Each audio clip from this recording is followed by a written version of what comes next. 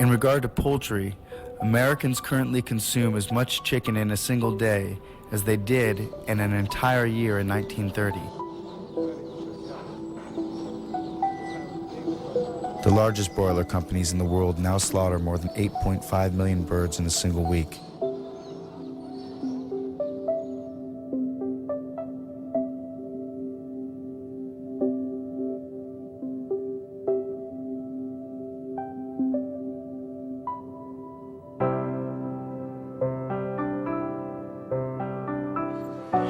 Debeaking prevents feather pecking and cannibalism in frustrated chickens, caused by overcrowding in single areas where they are unable to establish a social order.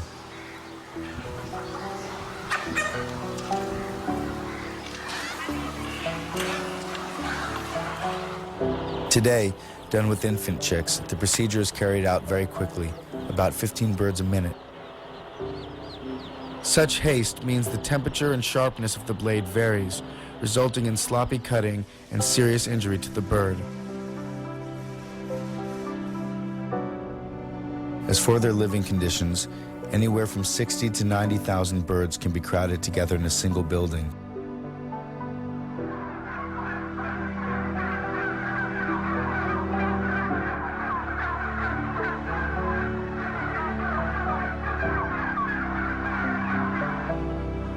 The suffering for these animals is unrelenting.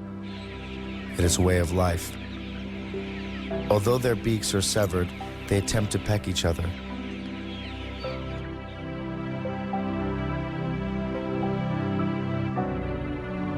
For hens, they live in a laying warehouse, crammed inside so-called battery cages.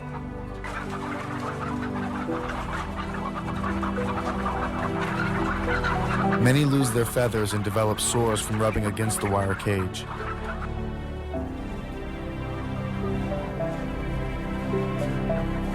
Crowding prevents them from spreading their wings, and the hens cannot even fulfill minimal natural instincts.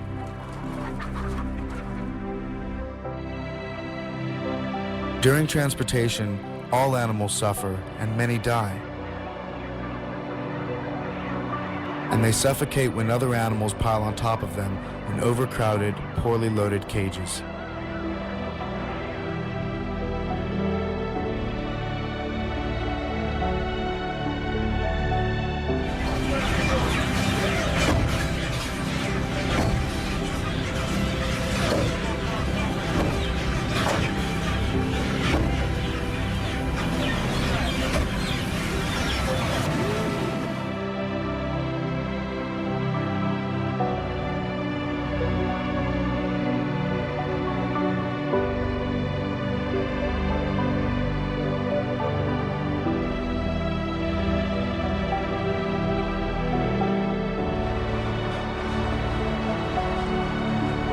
Chickens and turkeys are slaughtered in numerous ways. Some may be clubbed to death or have their heads cut off.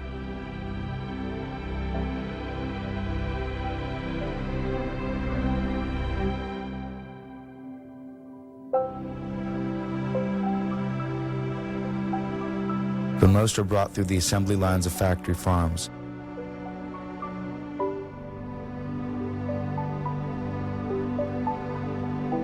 Dangled upside down on a conveyor belt, their throats are slit, and they are left to bleed to death.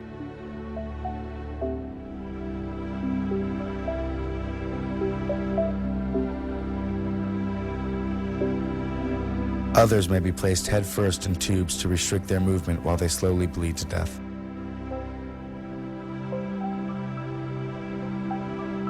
Surely, if slaughterhouses had glass walls, would not all of us be vegetarians? But slaughterhouses do not have glass walls. The architecture of slaughter is opaque, designed in the interest of denial, to ensure that we will not see even if we wanted to look. And who wants to look? Go, motherfucker!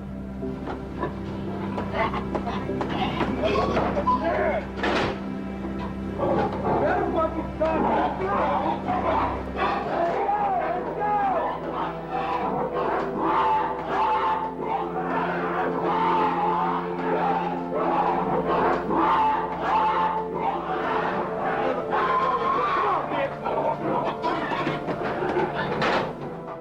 It was Emerson who observed more than 100 years ago, "You have dined, and however scrupulously the slaughterhouse is concealed in the graceful distance of miles, there is complicity."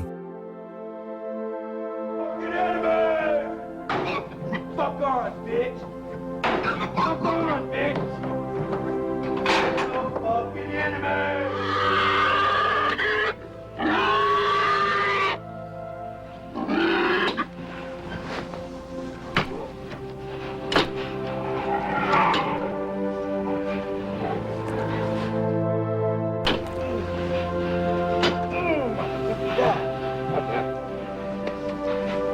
Sure about that?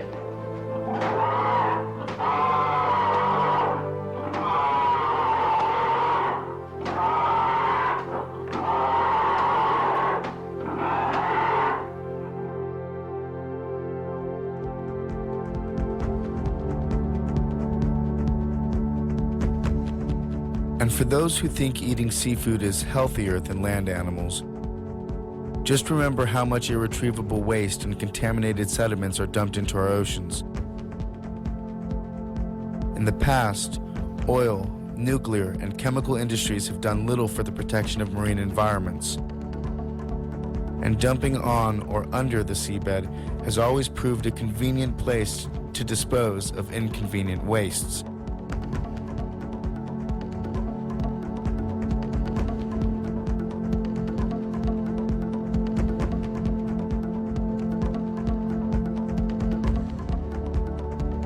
Today's commercial fishers intensify this situation on massive scales.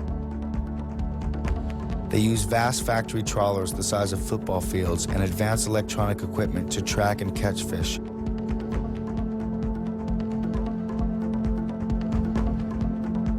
Huge nets stretch across the ocean, swallowing up everything in their path. These factory trawlers, coupled with our increased appetites for seafood, are emptying the oceans of sea life at an alarming pace.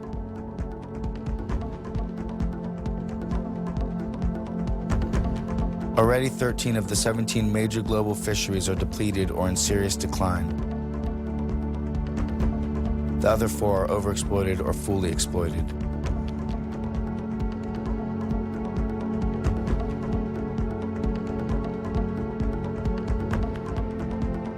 The recent outbreak of Pfiesteria, a microorganism 1,000 times more potent than cyanide, spawned from millions of gallons of raw hog feces and urine poured into rivers, lakes, and oceans, turning their ecosystems into unflushed toilets, is proving the most alarming.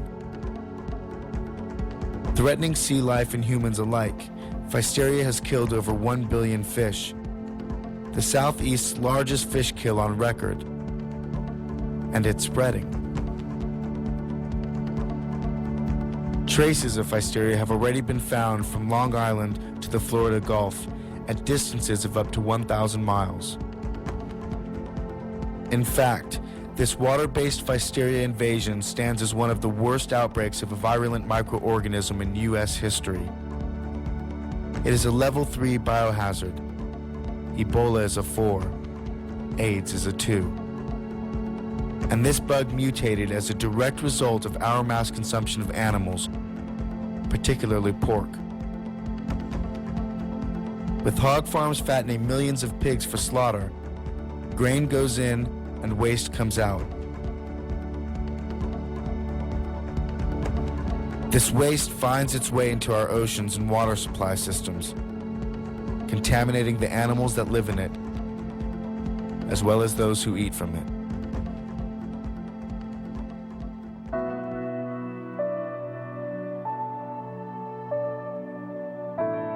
Finally, whaling.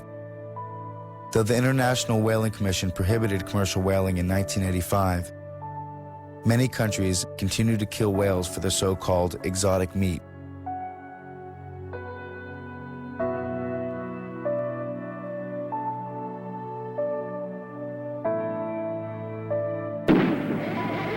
They use harpoons, firearms, blunt hooks, even explosives or drive them into authorized whaling bays where they are made to beach and can be killed with knives in the shallows.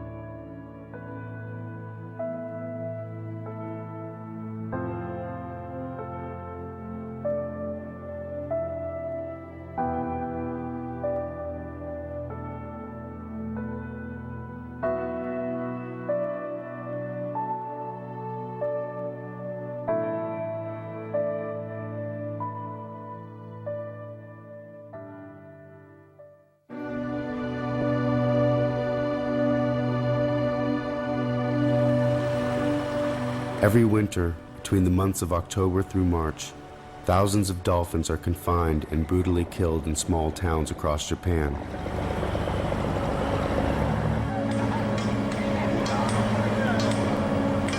Sounding rods beneath the water's surface interfere with the dolphin sonar.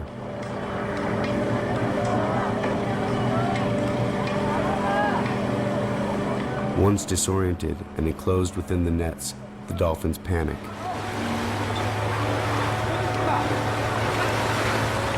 Fishermen often injure a few captive dolphins with a spear thrust or knife slash, since dolphins never abandon wounded family members. Mothers and babies call out in distress as they are separated, hoisted up and dragged off, soon to be mercilessly hacked to death.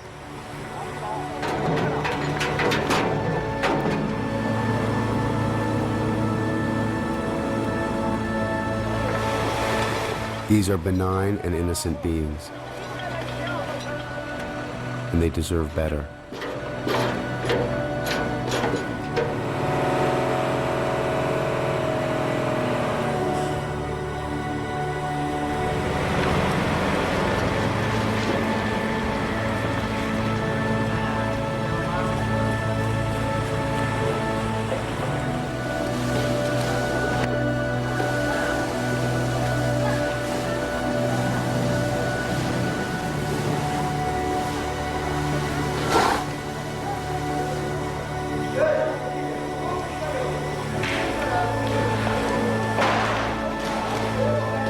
Yet here, as they lay stricken and needful, writhing helplessly on cement floors, they are cut open with machetes and left to slowly suffocate.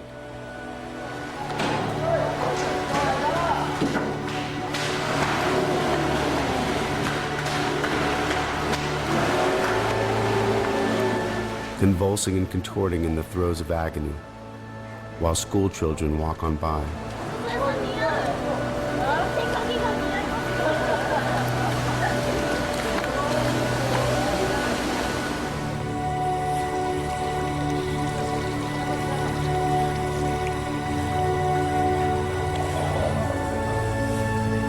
Such images of slaughter and bloody red water clearly show the Japanese government has little respect for the state of the world's oceans with their inhumane methods of fishing, often in violation of international treaties, laws and conventions designed to protect overexploiting the oceans and the creatures that live in them.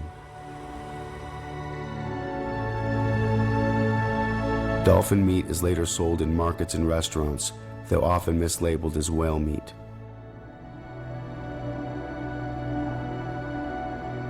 But as though cruelty toward animals raised for food wasn't enough, we've also found ways of making use of them for all our clothes.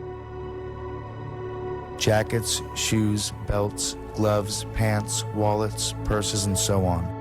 The next question is obviously, where do our clothes come from?